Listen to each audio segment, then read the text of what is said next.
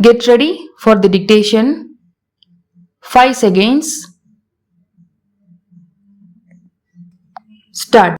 Mr. Speaker, sir, I am glad to participate in the discussion on the railway budget. We have been hearing several interesting points raised by the honorable members during the last 2 years. The honorable member who initiated the discussion from the other side made an appeal for increasing allocation for the railways in the sixth 5-year plan. I think this is the crux of the matter. There are so many demands made on the railways and there are so many problems that they have to face, but they cannot do so if they have not sufficient money. I think the planning commission has been rather unfair to the railways. I would only add my appeal to that made by the other speakers that this matter, even at this stage, should be reviewed and more funds should be made available to the railways for carrying out the important schemes which they have before them. Particularly, I would like to mention about the construction of new lines. A very small sum has been provided for this purpose in the budget proposals. I request that it may be substantially increased.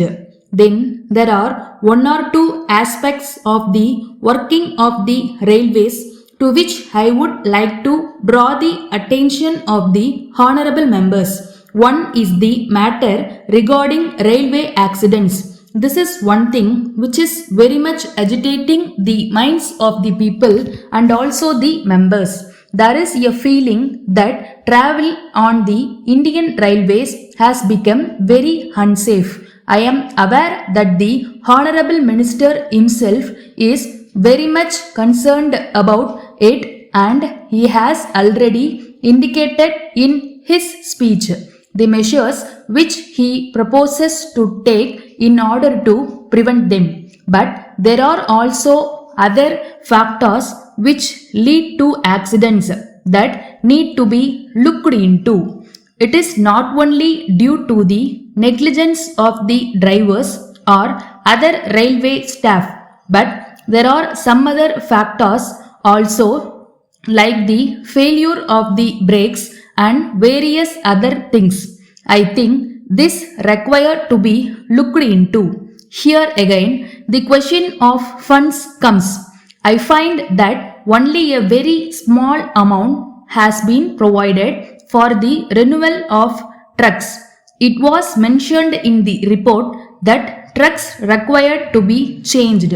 We have not been able to do that as often as it is needed. I think this one aspect required to be examined by the Honorable Minister and more funds should be made available for this. As far as law and order is concerned, we hear a lot, we read in the papers reports about murders and thefts which are taking place in the railways. The Honorable Minister cannot get away with an excuse that law and order is a state subject. The government railway police are supposed to look into the matter.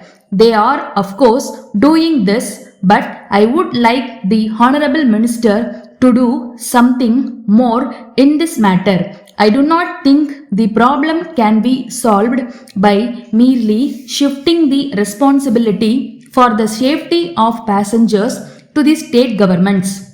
No doubt, I agree that under the constitution as it stands, law and order is a state subject. But at the same time, we know that this parliament is supreme and we can even change the constitution if necessary. My point is that something should be done in the interest of the people to see that the protection of life and property of the passenger is made a direct responsibility of the Railway Ministry. With these few words, I thank you and conclude my speech. Letter dated 1st April 1980 from Mrs. Balu and Company, Madras to Thiru K. Mani, 5 Gopal Street, Madras. Dear Sir, we thank you for your letter which we have just now received. We are glad that you have decided to ask us to supply you the necessary goods for your new house in this city. We find from your letter that you are anxious that the goods supplied should of good quality. We hope that we shall be able to satisfy your requirements. It will be a pleasure for me to know that we have been dealing in electric goods for many years. We think you will be glad to know that if you are able to find any defect in the article supplied by us, we shall be pleased to place it immediately. In fact, there has been no complaint from our customers. We would like to inform you that we shall be taking any electric work. You may kindly note that it is not necessary to make any advance payment to us for this purpose. We assure you that if you can give the work to us, we shall be able to do it satisfactorily. As soon as we receive the orders from you, it will be possible for us to take necessary steps in regard to the matter. In the circumstances, we hope that we shall receive your orders at an early date. Yours faithfully,